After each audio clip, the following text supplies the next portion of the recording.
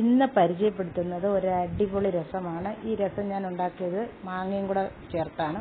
അപ്പോൾ ഒരു പീസ് മാങ്ങയാണ് ഞാൻ എടുത്തത്. നിങ്ങളുടെ ആവശ്യാനുസരണം നിങ്ങൾ മാങ്ങ ചേർത്തോളൂ. ആ മാങ്ങ നല്ലതുപോലെ ചെത്തി പീസാക്കി എടുത്തിട്ടുണ്ട്. അത് ഞാൻ മിക്സിയുടെ ജാറിലോട്ട് ചെറുതായിട്ടൊന്ന് ചതച്ചെടുക്കണം. അതിനുശേഷം അതിൻ്റെ കൂടെ വെളുത്തുള്ളി, ഇഞ്ചി, പച്ചമുളക്, കറിവേപ്പില, കുറച്ച് കുരുമുളക് ഇതും കൂടെ ഒന്ന് ചെറുതായി ചതച്ചെടുക്കണം. ഇതൊരു പാത്രം അടുപ്പിലോട്ട് വെച്ച് കുറച്ച് എണ്ണ ഒഴിച്ച് ചൂടാകുമ്പോൾ ഈ ചതച്ചതെല്ലാം കൂടെ ഒന്ന് നല്ലതുപോലെ ഒന്ന് മൂപ്പിച്ചെടുക്കുക. അത് മൂത്ത് വരുമ്പോൾ അതിലേക്ക് പുളിക്ക് ആവശ്യം മാങ്ങയ്ക്ക് പുളി ഉള്ളത് കൊണ്ട് അതനുസരിച്ചുള്ള പുളിവെള്ളം ചേർക്കുക. അത് തിളച്ച് വരുമ്പോൾ കുറച്ച് മല്ലിയില പേസ്റ്റോ ചേർക്കുക.